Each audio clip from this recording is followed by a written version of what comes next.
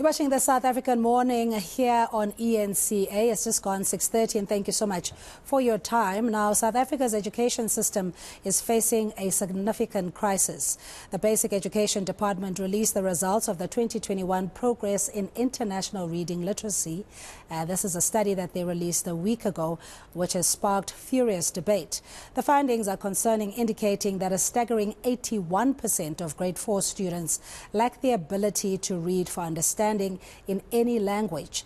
Now, according to Youth at Work, this means, or rather they mean, the means to enhance literacy rates are easily accessible. However, the crucial factor lies in ensuring extensive availability of the tools of trade. And joining us is Erica Kempken, co-founder and director of Youth at Work. Erica, good morning, and thank you so much for your time. Now, we've seen reaction from various sectors, including the Department of Education, academia, and other NGOs such as yourself, trying to find, the solution to this particular crisis. Just tell us how bad is it, especially at early childhood development stage?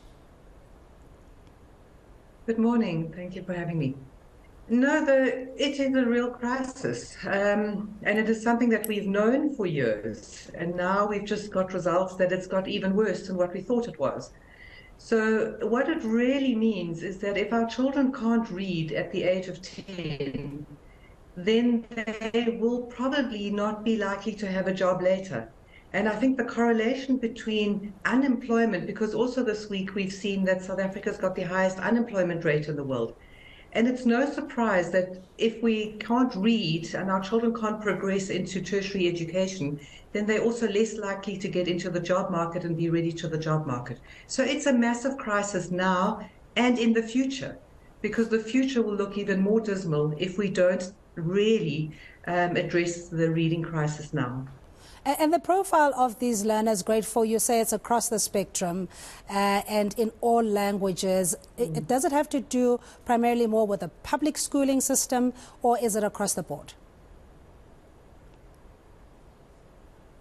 Yes, the figures do show that predominantly those children who learn in the NAC in grade 1, 2, and 3 are more affected.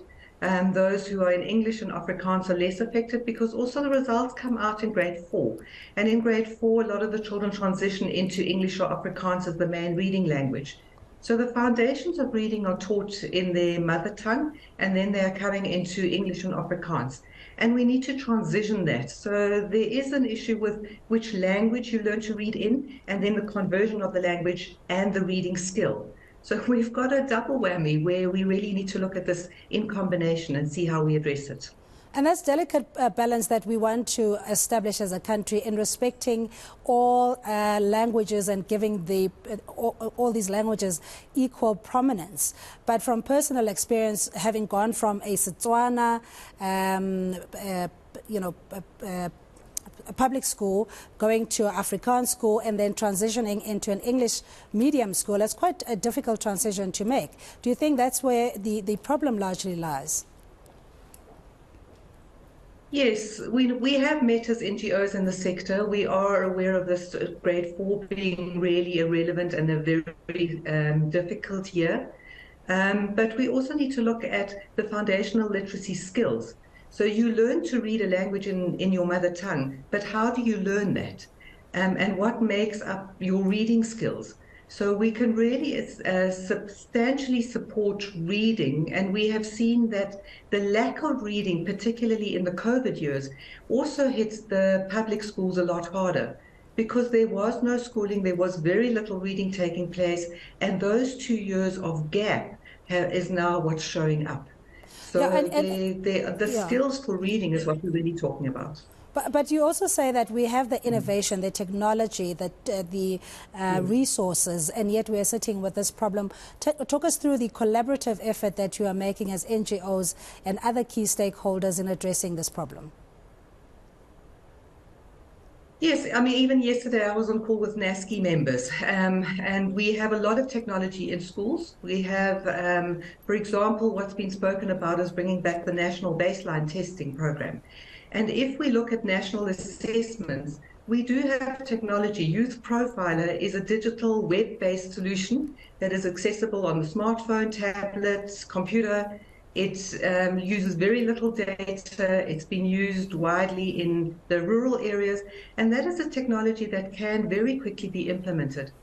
We also have our Minister of Education spoke about the teachers don't have time, but we have the Presidential Youth Employment Program, which has a mass program of young people in schools. So we could give that tool to the young people who are in schools. They could administer the tests. They could help the teachers to look at and analyze the reports, and they could intervene in gap interventions.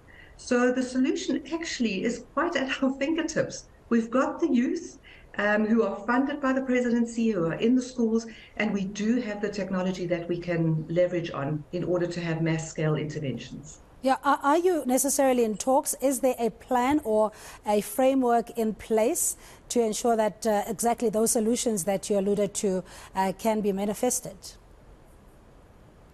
Yes, we are in talks. Our organization, Youth at Work, is linked to the YES program.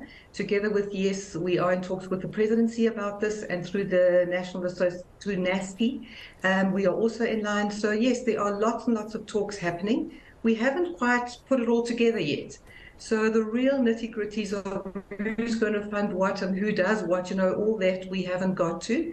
But there are lots of collaborative talks that are happening at the moment of how we can together address this at a much quicker than what is currently being done. Yeah, and also I think there's recognition from the education department that a gap and now a particular intervention is necessary. It's not business as usual. We can't teach the curriculum when the children are sometimes 2 years behind the curriculum. So that's what at the moment is really being the challenge. Yeah, and I suppose if you are fortunate enough to have your parents read you bedtime stories, and sometimes on family outings you're allowed to pick your own book, from a bookshop, or access to a library. I'd like to believe that we do have a culture of reading in general in South Africa, but maybe not necessarily in distressed or impoverished areas, and that's where the foundational stages also lie. So how do we support what the children learn in school if the parents themselves are not equipped or do not have an appetite for reading? Yeah, that is the challenge. I mean, there are lots of reading programs like Nana Bali, for example, who's done library work and got libraries in schools, and it's a big national program. And there are also organizations who've got ebooks. There are beautiful ebooks in all languages that are available on smartphones. And we are seeing a higher uptake of parents downloading these ebooks and then reading from their phones to the children. So where you read is not that important anymore. It's really whether you go to a library or whether you download it on your phone and you read it to your child there. But the culture of reading, we do need to strengthen. We do not have a strong culture of reading in our